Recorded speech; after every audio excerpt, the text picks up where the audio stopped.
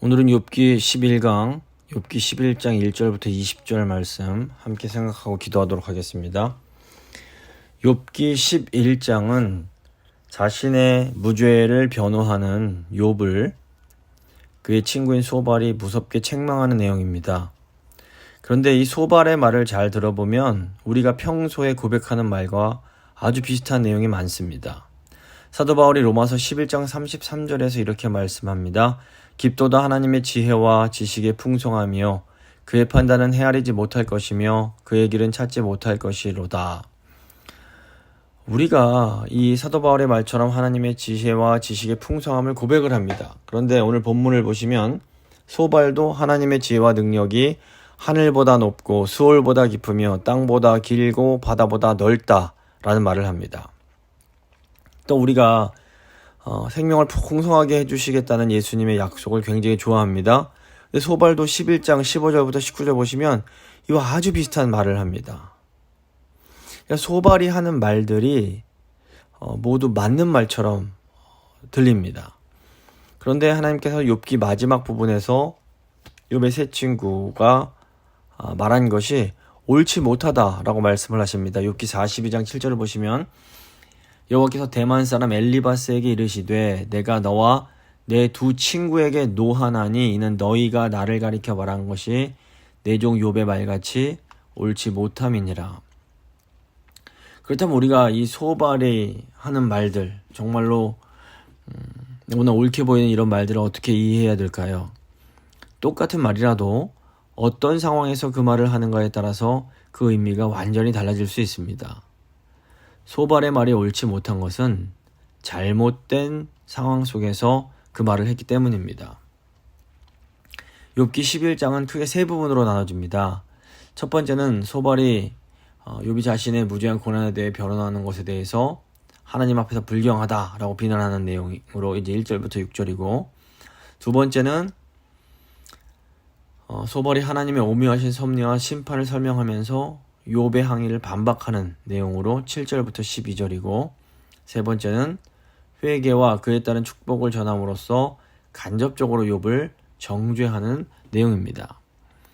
결국 친구 소발 역시 고난의 근본적인 원인이 욥의 죄라고 단정하고 욥이 하나님의 은혜를 회복하려면 회개를 해야 한다라고 말을 합니다. 이 욥의 친구들의 말이 아주 위험한 것은 우리들의 말이 이들의 말과 굉장히 비슷할 때가 많기 때문입니다. 아무리 진리요 옳은 말이라도 적합한 상황에서 말하지 않으면 다른 사람을 살리는 말이 아니라 그 사람에게 상처를 주고 그 영혼을 찌르는 무기가 될 수 있습니다. 똑같은 말이라도 어떤 상황 속에서는 다른 사람을 살리고 회복시키는 좋은 말이 될 수 있고, 또 어떤 상황 속에서는 다른 사람을 찌르고 큰 상처를 주는 그런 잔인한 말이 될 수도 있습니다. 내가 분명히 옳은 말, 맞는 말을 했는데 왜 저 사람들이 저렇게 화를 내는지 모르겠다라고 생각을 하는 것은 아직 우리 말에 있는 이런 양날과 같은 그런 특징에 대한 그 통찰이 좀 부족한 것이라고 볼 수 있습니다. 먼저 1절부터 6절에 대해서 생각을 해보겠습니다. 우리가 이제 다른 사람들과 지내다 보면 서로 의견이 다르고 이 때문에 논쟁을 해야 될 때가 생깁니다. 논쟁에 휩싸이면 지혜롭고 선한 사람들까지도 어떤 경우에는 화가 나서 이기려는 동기로 막 말을 하게 될 때가 있습니다. 욥과 세 친구들의 대화가 이런 모습을 보여줍니다. 욥의 친구들이 어떻게 보면 조금의 인내와 자비심이 있었다면 욥이 그 처해 있는 그 불쌍한 형편을 봐서라도 이렇게까지 모진 말들을 내뱉지는 못했을 겁니다. 소발은 욥의 말을 아주 불쾌하게 여기면서 욥을 자기가 한 말을 결코 되게 보지 않는 아주 경솔한 사람으로 이제 묘사를 합니다. 1절과 2절 보시면 나아마 사람 소발이 대답하여 이르되 말이 많으니 어찌 대답이 없으랴 말이 많은 사람이 어찌 의롭다 함을 얻겠느냐. 소발은 욥이 말이 너무 많다라고 말을 합니다. 여기에는 말은 많은데 들어줄 말은 없다라는 그런 의미가 들어있습니다. 3절 보시면 너의 자랑하는 말이 어떻게 사람으로 잠잠하게 하겠으며 내가 비웃으면 어찌 너를 부끄럽게 할 사람이 없겠느냐 말합니다. 소발은 욥이 한 말이 자랑하는 말이요 비웃는 말이다 이렇게 공격을 합니다. 초대 교부인 어거스틴이 세상에 딱 두 종류의 사람이 있는데 한 종류의 사람은 하나님을 비웃는 사람이고 다른 종류의 사람은 하나님을 찬양하는 사람이다 이런 말을 했습니다. 욥이 욥기 전장에서 하나님께 쏟아냈던 말들을 들어보면 마치 하나님을 비웃고 모독하는 것처럼 들립니다. 특히 9장에서 욥이 하나님이 온전한 자나 악한 자나 멸망시키기는 매일반이다 뭐 이런 말을 하는데 이걸 보면 욥이 하나님을 모독하는 것처럼 보이기까지 합니다. 소발이 이제 이 욥의 말을 그냥 액면 그대로 듣고 이거 누군가는 욥을 그냥 두면 안 되고 욥을 부끄럽게 만들어줘야 되는데 그 사람이 바로 자신이어야겠구나라고 생각을 하는 것처럼 보입니다. 4절을 보시면 너의 말에 의하면 내 돈은 정결하고 나는 주께서 보시기에 깨끗하다 하는구나. 소발은 욥이 나의 돈은 정결하고 나는 주님 보시기에 깨끗하다 라고 말했다고 비난합니다. 그런데 사실 욥이 이렇게 말하지는 않았습니다. 욥은 자신의 도가 정결하다라고 말하기는커녕 자신이 지금 매우 혼란스러운 상태다. 내 생각이 아주 혼란스럽다라는 것을 여러 번 표현합니다. 또 욥은 자신이 주님 보시기에 깨끗하다라고 주장하지 않습니다. 욥이 이제 자신은 온전하다 또는 순전하다라고 주장하는데 이 말은 깨끗하다는 말과는 좀 차이가 있습니다. 깨끗하다라는 말은 죄가 없는 완전함을 의미한다면 온전하다, 순전하다 하면서 욥이 했던 말은 내 말이 진실되고 참되며 겉과 속이 같다 이런 의미입니다. 근데 우리가 이제 싸움을 할 때에 그 사람을 이기려고 그 사람이 하는 말을 의도적으로 말꼬리를 잡고 공격하는 경우가 있습니다. 사실은 그런 의도에서 한 말이 아님에도 말꼬리를 잡아서 네가 그 말하지 않았느냐 이렇게 공격하면서 이기려고 하는 겁니다. 근데 이렇게 말꼬리를 잡기 시작하면 논쟁이 중심에서 벗어나서 자꾸 이상한 방향으로 흘러가게 됩니다. 사실 논쟁이라는 것이 꼭 나쁜 것만은 아닙니다. 이 논쟁, 말싸움은 서로의 생각을 더 깊이 알고 이해할 수 있는 좋은 기회가 될 수도 있습니다. 이렇게 서로의 차이를 알고 서로를 더 깊이 있게 이해하게 되는 논쟁은 우리가 건설적인 논쟁이라고 부를 수 있습니다. 하지만 또 많은 경우에 논쟁이 서로의 관계를 깨트리는 굉장히 파괴적인 논쟁으로 가게 되는 경우가 많습니다. 근데 우리가 이렇게 건설적인 논쟁을 하려면 이 말싸움에서 이기기 위해서 상대의 말을 책잡아 비난하기보다는 먼저 상대방이 한 말의 의도를 제대로 이해하기 위해서 노력을 해야 됩니다. 여기에서 중요한 것이 바로 질문입니다. 상대방의 생각을 제대로 이해하기 위해서는 내가 상대의 말을 제대로 이해하고 있는지를 질문해야 됩니다. 예를 들어서 소발이 정말로 욥이 한 말을 듣고 욥의 생각을 알고자 했다면 먼저 질문을 했어야 됩니다. 욥 당신은 이런 말을 했는데 내가 듣기에 이게 하나님을 비웃는 것처럼 보이고 비방하는 것처럼 보이는데 정말로 그런 의도로 그런 말을 했던 것이냐? 물을 수 있었습니다. 하지만 소발은 그냥 욥이 했던 말을 자기 기준에서 판단해버리고 욥, 네가 이렇게 말했지? 그 말은 잘못된 말이야. 단정하며 욥을 비난합니다. 그러니까 욥의 친구들의 이런 성급한 판단과 비난의 태도가 이 고통받고 있는 욥을 더 괴롭고 외롭게 만들었습니다. 5절 보시면 하나님은 말씀을 내시며 너를 향하여 입을 여시고 지혜의 오묘함으로 내게 보이시기를 원하노니 이는 그의 지식이 광대하심이라. 소발은 하나님께서 욥에게 말씀하시고 그 지혜의 오묘함을 보여주셨으면 좋겠다라고 말을 합니다. 소발은 하나님의 지식이 광대하다라고 말하는데 이것은 이제 지혜의 양면성이 있다라는 의미로도 해석이 가능합니다. 즉 하나님의 지혜에는 창조 세계에서 찾을 수 있는 이렇게 계시된 부분과 오직 하나님만이 아시는 숨겨진 부분이 있다라는 의미일 수 있습니다.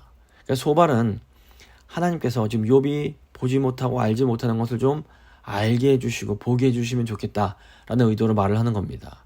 근데 여기서 중요한 것은 6절 후반부에 나오는 소발의 말입니다. 하나님께서 너로 하여금 너의 죄를 잊게 하여 주셨음을 알라. 이 말에는 욥이 파산하고 가축과 종과 자녀들을 잃고 건강마저 잃었는데, 이것은 용서받지 못한 욥의 죄 중에서 단지 일부 죄에만 해당하는 벌이다라는 의미가 들어있습니다. 그러니까 하나님이 욥이 잘못한 것에 대해서 제대로 벌을 주셨으면 욥이 너는 살아남지도 못했을 거다라는 말입니다. 그러니까 하나님이 많이 봐주셔서 이 정도인 거지, 하나님이 제대로 징계하셨으면 너는 뼈도 못 추렸어, 뭐 이런 식으로 말하는 거라고 볼 수 있습니다. 그러니까 까불지 말고 회개하라는 겁니다. 근데 이 말은 고난 중에 있는 친구에게 주는 말로서는 너무 지독할 정도로 잔인하며 교만한 말입니다. 하나님의 지혜는 광대한 게 맞습니다. 그래서 욥이 하나님의 지혜를 다 이해하지 못한다는 말은 분명한 진리입니다. 어떤 인간도 광대한 하나님의 지혜를 다 이해할 수 없기 때문입니다. 하지만 이 마지막 말은 소발 자신은 마치 다른 사람들이 모르는 그 하나님의 지혜를 알고 있다는 듯한 그런 암시를 줍니다. 그래서 우리가 말을 할 때 정말로 조심해야 됩니다. 한마디 말 실수가 다른 사람에게 큰 상처를 남길 수가 있기 때문입니다. 그래서 베드로 사도는 만일 누가 말하려면 하나님의 말씀을 하는 것 같이 하고 라고 말을 합니다. 또 사도 바울은 골로새서 3장 24절에서 무슨 일을 하든지 마음을 다하여 주께 하듯 하고 사람에게 하듯 하지 말라. 이는 기업의 상을 주께 받을 줄 아나니 너희는 주 그리스도를 섬기느니라 라고 가르칩니다. 대부분의 가정과 교회 그리고 일터의 문제는 말에서 비롯되는 경우가 많습니다. 우리의 말은 우리 마음의 생각을 반영합니다. 교만한 생각을 가지고 있는 사람은 결국 교만한 말을 하게 됩니다. 또 마음속에 불만과 그런 불평이 가득 차 있는 사람은 결국 불만과 불평스러운 말을 하게 됩니다. 하지만 마음속에 은혜와 감사가 차고 넘치는 사람은 말을 할 때 그 은혜와 감사가 그 안에 들어있게 됩니다. 지금 내가 어떤 말을 다른 이들에게 하고 있는지를 잘 생각해 볼 필요가 있습니다. 만약에 내 말에 감사가 사라지고 내 말에 은혜가 사라졌다면 빨리 돌이켜서 그 은혜를 주시는 예수님 앞으로 나아가야 됩니다. 이제 7절부터 12절 보시면 이제 소발이 하는 도전이 나옵니다. 7절 보시면 네가 하나님의 오묘함을 어찌 등이 증명하며 전능자를 어찌 등이 완전히 알겠느냐. 하나님의 오묘함이 하나님의 마음에 대한 것이라면 이 전능자라는 표현은 하나님의 능력을 의미합니다. 8절과 9절입니다. 하늘보다 높으시니 내가 무엇을 하겠으며 수월보다 깊으시니 내가 어찌 알겠느냐. 그의 크심은 땅보다 길고 바다보다 넓으니라. 소발은 하나님이 만유 가운데 계시며 만유에 충만하신 분임을 고백하면서 욥에게 도전을 합니다. 그러니까 욥이 가진 지식과 욥이 가진 능력은 감히 하나님의 지식과 능력에 비할 수 없다라는 겁니다. 만약에 이 고백이 소발 자신에게도 적용이 되었다면 이 고백은 정말로 아름다운 고백입니다. 하지만 소발이 하는 말을 들어보면 소발이 이 말을 욥에게는 적용하면서도 자기 자신에게는 적용하지 않는 것처럼 보이는 것이 문제입니다. 10절 11절을 보시면 하나님이 두루 다니시며 사람을 잡아 가두시고 재판을 여시면 누가 능히 막을 소냐. 하나님은 허망한 사람을 아시나니 악한 일은 상관하지 않으시는 듯 하나 다 보시느니라. 여기서 소발이 하고 싶은 말의 핵심은 욥 네가 바로 허망한 사람이다 라는 겁니다. 하나님이 오셔서 욥을 가두셨고 이제 욥에게 판단을 내리실 거다 라고 지금 말하는 겁니다. 그러므로 하나님의 그 지식과 판결에 도전하는 것은 어리석은 일임을 알라라는 겁니다. 12절 보시면 허망한 사람은 지각이 없나니 그의 출생함이 들나귀 새끼 같으니라. 소발은 들나귀 새끼가 어떤 타고난 야생성이 있는 것처럼 미련한 사람도 타고나는 어리석음이 있다라고 말을 합니다. 욥에게 지금 소발이 너 지금 어리석게도 하나님을 이해를 못하고 있어. 하지만 나는 하나님을 이해하고 있어 라고 지금 말을 하는 겁니다. 겉보기에 소발의 말이 분명히 옳아 보임에도 하나님 보시기에 옳지 못하다 평가받은 이유가 바로 이 때문입니다. 소발은 하나님에 대한 지식을 다른 사람들에게는 적용하면서도 자신에게는 적용할 줄을 몰랐습니다. 우리가 이제 설교를 들으면서 이 말씀 이거 우리 남편이 듣고 이거 이해를 해야 되는데, 또 어떤 경우에는 이 말씀 우리 아내가 듣고 이거를 깨달아야 하는데, 이런 생각을 할 때가 많습니다. 근데 바로 이런 생각이 오늘 본문에 나오는 소발의 태도인 겁니다. 그러니까 하나님에 대한 지식은 근본적으로 나에게 적용을 해야지 다른 사람에게 적용을 하려고 해서는 안 되는 겁니다. 이 다른 사람에 대한 판단은 오직 하나님께 맡겨야 됩니다. 내 배우자, 내 부모, 내 자녀라고 해도 그 사람에 대한 최종 판단은 오직 우주의 유일한 판단자, 유일한 재판장이신 하나님의 몫입니다. 하나님의 주권입니다. 물론 우리가 어떤 사람이 한 행동에 대한 옳고 그름, 선악은 분별하고 판단할 수 있습니다. 그래서 어떤 잘한 행동이 있으면 우리가 함께 칭찬할 수 있고 격려할 수 있고, 또 잘못한 게 있으면 저건 잘못된 것이다 판단할 수 있습니다. 하지만 그 사람 자체에 대해서 하나님께서 그 사람을 최종적으로 인정해 주실지 아닐지는 절대로 우리가 판단할 수 있는 영역이 아닙니다. 하나님은 어떤 죄를 지은 사람이라도 그 사람이 중심 가운데 하나님 앞에 회개하면 용서하고 받아주실 수 있습니다. 사울 왕과 다윗 왕을 봐도 하나님께서 보시는 기준이 사람이 보는 기준과 너무 다르다는 것을 우리가 분명히 보게 됩니다. 성경에서 나오는 사울의 죄가 뭡니까? 하나님 말씀에 불순종한 겁니다. 그런데 실제로 사울이 한 행동을 보면 하나님으로부터 성령을 받은 후에 블레셋 부대를 즉시 공격하지 않았던 것, 또 전쟁을 할 때 사무엘을 기다리지 않고 먼저 가서 스스로 제사를 드렸던 것, 그리고 하나님이 진멸하라고 하신 가축을 제사 드리겠다고 하면서 남겨둔 것, 이런 겁니다. 그러니까 이렇게 막 크게 잘못한 것처럼 보이지 않습니다. 근데 반면에 성경에 나온 다윗의 죄는 굉장히 끔찍합니다. 다윗은 충직한 부하였던 우리아의 아내와 간음을 하고, 이제 그 아내가 임신을 해서 이제 밧세바가 임신을 해서 그 죄가 들통이 날 것 같으니까 그 죄를 감추려고 노력을 하다가 안 되니까 결국에는 이 우리아를 사지로 내몰아서 죽입니다. 그러니까 인간적으로 보기에는 이 다윗의 죄가 사울의 죄보다 훨씬 더 크고 악질적으로 보입니다. 하지만 하나님은 사울은 버리시고 다윗은 용서해 주십니다. 그리고 다윗이 내 마음에 합한 자다라는 아주 긍정적인 평가까지 내려주십니다.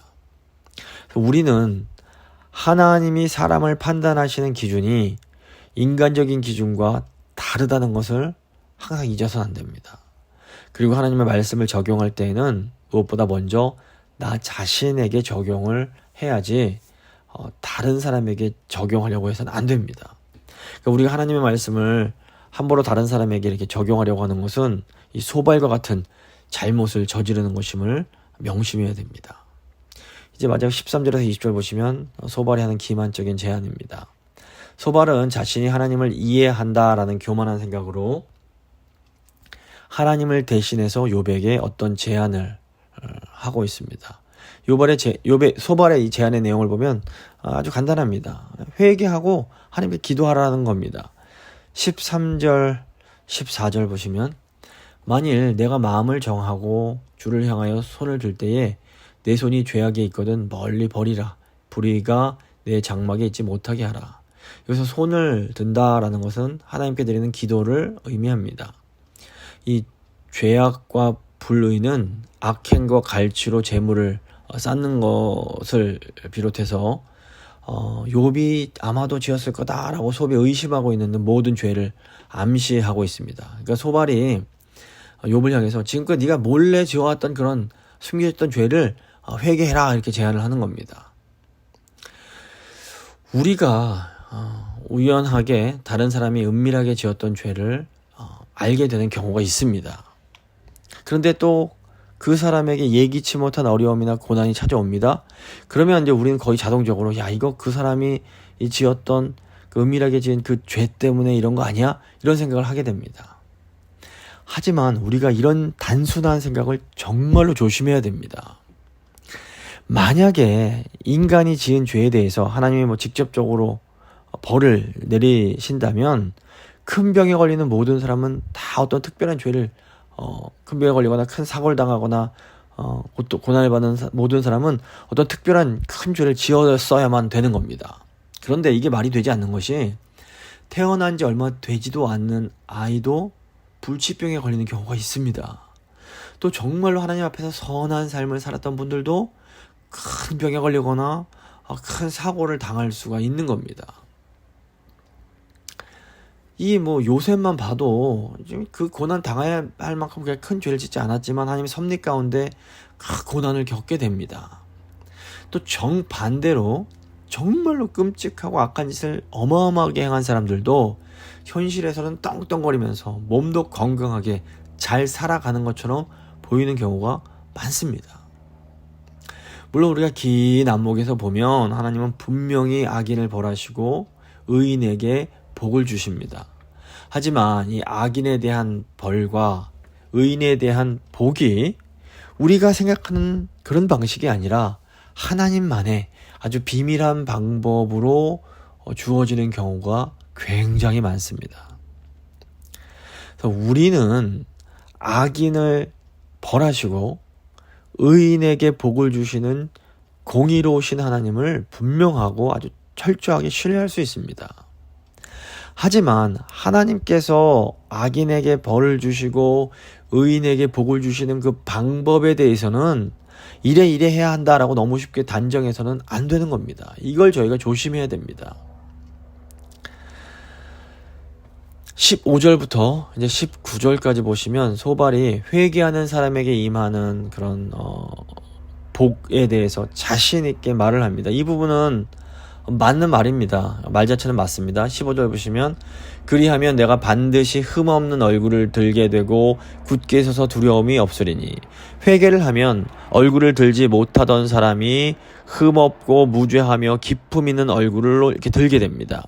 또 16절 보시면 곧 내 환난을 이길 것이라 내가 기억할지라도 물이 흘러감 같을 것이며 회개하는 사람은 지금은 환난을 당하고 있어도 물이 흘러가 버리듯 그 환난이 결국에는 흘러가 버리게 됩니다. 17절 보시면 내 생명의 날이 대낮보다 밝으리니 어둠이 있다 할지라도 아침과 같이 될 것이요 회개하는 사람은 삶의 어두움이 결국에 빛으로 바뀌게 됩니다. 18절 19절입니다. 내가 희망이 있으므로 안전할 것이며 두루 살펴보고 평안히 쉬리라. 내가 누워도 두렵게 할 자가 없겠고 많은 사람이 너에게 은혜를 구하리라. 그러니까 회개하는 사람은 불안과 쉬지 못함이 안정과 희망으로 바뀌게 됩니다. 회개하지 않았을 때는 자려고 누울 때 악몽에 시달리지만 회개하고 나면 평안히 눕게 되고 사회에서 어떤 품위를 회복하고 큰 자리를 다시 회복할 수 있게 되는 겁니다.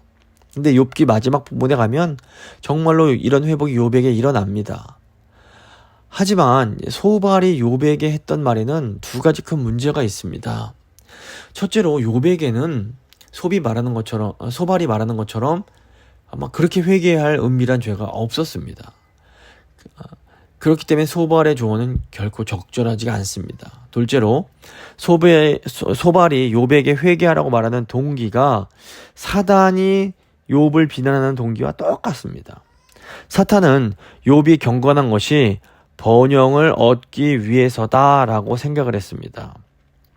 욥이 이런 복을 얻기 위해서 자신이 저지르지도 않은 죄를 회개하려고 한다면 이것은 사탄의 생각이 옳았음을 증명하는 셈이 됩니다. 그렇기 때문에 이 소발의 이 제안은 욥에게는 적용될 수가 없는 겁니다.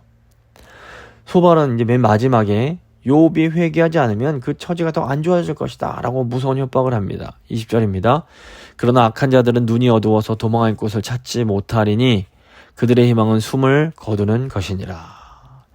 이 소발의 말이 다 맞기는 맞는데 그럼에도 불구하고 소발의 말이 틀린 말인 까닭은 고난받는 욥이 고난받을 이유가 없음에도 고난을 받고 있기 때문입니다. 말씀을 좀 한번 정리를 해보도록 하겠습니다. 신학을 공부하는 태도를 우리가 두 가지로 저희가 설명을 합니다. 하나는 창 안의 신학이고 다른 하나는 길 위의 신학으로 부를 수 있습니다. 이 창 안의 신학은 2층 테라스에서 집 밖의 풍경과 길가에 핀 꽃들을 바라보는 태도입니다. 반면 길 위의 신학은 이 집 밖으로 나가서 지천으로 핀 꽃들의 향기를 맡고 천천히 오랫동안 바라보는 태도입니다. 물론 우리가 신학을 할 때는 이 두 가지 태도가 다 필요합니다. 이 고난을 받고 있는 사람의 현장에 참여해야 되지만 또 그것을 언어로 해석하고 설명하려면 어느 정도 얼마간의 거리를 확보해야만 할 때가 있습니다. 그래서 길 위에 서 있는 것과 동시에 창밖의 세계를 거리를 두고 조망하는 그런 시선이 다 필요한 겁니다. 즉 우리가 신학을 또 이제 하나님의 어떤 그런 진리를 공부할 때에는 현미경과 망원경을 동시에 번갈아 가면서 사용을 해야 됩니다. 근데 오늘 이 욥에게 맞는 신학은 무고한 자가 당하는 고난을 설명하는 그런 신학이어야 했습니다. 이 신학은 멋진 발코니에 우아하게 앉아서 저 세상을 바라보는 것으로서는 도저히 할 수 없는 그런 것이었습니다.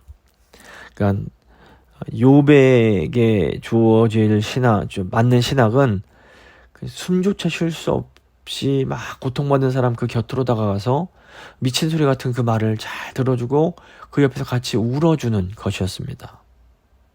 그런데 오늘 이제 말씀에 나눈 이 친구 소발은 결코 욥을 위해 길가로 나서지 않고 그냥 안전한 곳에 머물러 있습니다. 욥의 고난은 이전의 방식으로는 설명할 수 없는 아주 이상한 현상이었습니다. 욥의 고난을 이해하려면 길가로 나가서 모험적인 여정을 떠나야만 했던 겁니다.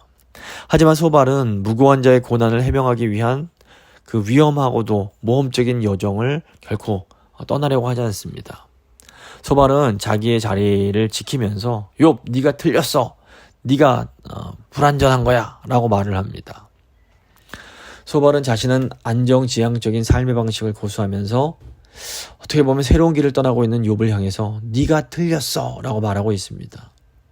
소발은 안락하고 안전한 집에 앉아서 집을 뺏기고 길에서 오들오들 떨고 있는 이를 보면서 혀만 차고 있는 것과 같은 모습을 보입니다. 소발이 가지고 있는 신학체계 속에서 고난은 하나님에 대한 불순종이요 죄 지은 것에 대한 하나님의 응당한 징계요 인과응보에 불과했습니다. 소발과 그 친구들이 가지고 있는 그 신학적 틀로 보면 사실 예수님도 그렇게 고난을 받을 만한 죄가 있게 되는 것이 됩니다. 오늘 소발의 논리대로라면 예수님도 사실은 더 심한 벌을 받아야 되는데 관대하신 하나님이 감해 주셔서 그 정도의 고통만 받은 것이다. 이런 식으로 말을 할 수가 있는 겁니다. 하지만 저희가 알고 있는 것처럼 예수님은 죄가 전혀 없으심에도 고난을 받으신 분입니다. 그리고 무고한 욥의 고난은 예수님이 받게 되실 고난의 예표입니다. 그리고 오늘날에도 여전히 무고한 신자들에게 욥과 같은 고난이 들이닥칠 수 있습니다. 이것이 원죄가 없다는 의미가 아닙니다. 인간이 죄가 있습니다. 하지만 우리가 어떤 죄 때문에 받는 고난이 아니라 정말 이유를 알 수 없는 그런 고난이 우리 삶 가운데 들이닥칠 수 있다라는 겁니다. 자, 그렇다면 이런 상황 속에서 신자인 그리고 교회인 우리는 어떻게 행동을 해야 될까요? 우리는 고난 때문에 숨조차 제대로 쉴 수 없이 허덕이는 그 사람 곁으로 다가가서 미친 소리 같은 그냥 주절거리는 말을 들어주고 옆에서 같이 울어주어야 됩니다. 이것이 하나님을 제대로 믿는 사람, 고난받는 이와 함께하는 사람으로서의 우리의 자세입니다. 그리고 사실은 이것이 하늘에 계시지 않고 고난받는 자의 자리로 내려오신 예수님을 따르는 사람들의 모습입니다. 우리도 십자가에 매달리신 우리 주님처럼 아무 죄가 없으심에도 모욕을 당하신 주님처럼 고난받는 자의 자리에서 고난받는 자의 말과 그 마음을 읽어주고 또 그 소리를 들어 주어야 되는 겁니다. 그래서 사도 바울이 로마서 12장 15절에서 기뻐하는 사람들과 함께 기뻐하고 우는 사람들과 함께 우십시오 라는 이런 말을 했습니다. 제가 한번 기도하실 때 주위에서 고난받는 사람들을 생각해 보시고 내가 그들을 어떻게 대했는지, 그들에 대해서 마음속으로 어떤 생각을 했는지 한번 반성해 보시기 바랍니다. 그리고 이 소발과 같은 태도를 버리고 그냥 우리 주님처럼 그 곁에 가서 그 신음하는 소리를 듣고 같이 울어주는 그런 저희가 될 수 있게 해달라고, 그 힘을 달라고 한번 같이 기도하도록 하겠습니다.